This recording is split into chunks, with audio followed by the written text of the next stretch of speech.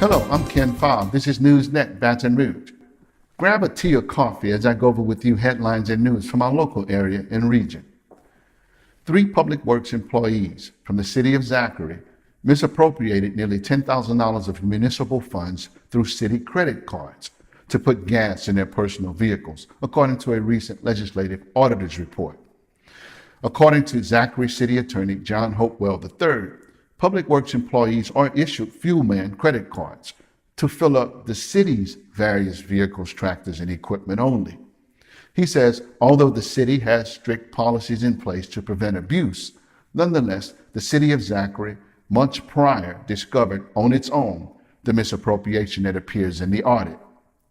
Michael Brown, a utility metering employee, was arrested and agreed to retire and pay restitution by forfeiting his accumulated sick and vacation time. Brown had taken nearly $8,500 over a 4-year period. 2 other public works employees combined to misappropriate nearly $1,300. They were each suspended for 35 days without pay and were ordered to pay restitution. The city of Zachary has recovered all of the money that was due to it, according to City Attorney John Hopewell III. In education, the state superintendent of education, John White, will keep his position for now. The latest attempt to get rid of him has failed. The Louisiana First Circuit Court of Appeal upheld a lower court ruling that rejected the attempt to remove White on grounds that critics of the superintendent do not have legal standing to bring such an action or lawsuit. The First Circuit has upheld the 2018 decision of former 19th JDC Court Judge Todd Hernandez, who ruled that only the governor, a district attorney, or the president of the state senate, and a few others, can initiate such an effort to remove a state superintendent of education. John White has been state superintendent of education in Louisiana since 2012 and was named by the State Board of Elementary and Secondary Education, BESE. He earns $275,000 per year, but he's currently operating on a month-to-month contract because his supporters do not have the 2/3 majority needed to extend his contract.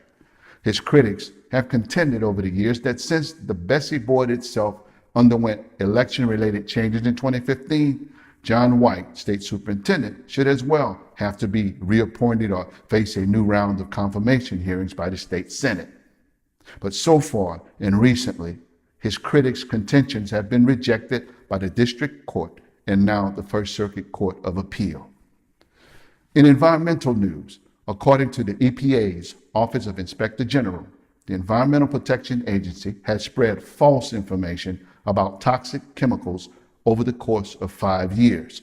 In a public letter, the Office of Inspector General recently issued an immediate emergency management alert informing the EPA of the discovery that its toxic release inventory data has been inaccurate during the past 5 years. The TRI, Toxic Release Inventory, tracks industrial chemical releases and attempts to curb pollution. It monitors substances which are known to cause cancer or otherwise harm human life and the environment. It is used to track many petrochemical sites here in Louisiana and in the metropolitan Baton Rouge area between Baton Rouge and New Orleans. But between 2012 and 2017, the EPA did not provide accurate information for 5 years, although the petrochemical facilities were correctly reporting its data. The EPA failed to account for important material that was sent to policy-owned treatment works.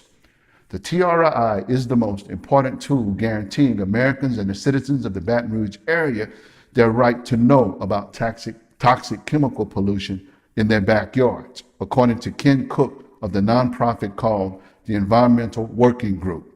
Scholars like Ken Cook, Brian Schneider of the LSU Department of Environmental Sciences, and others who rely heavily on this data to be accurate are now waiting to see what the fallout will be as the result of the EPA's 5-year-long mistakes.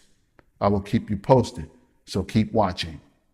These have been headlines and news from our local area and region. I'm yours truly, Ken Fobb. I'll see you next time, right here on NewsNet, Baton Rouge.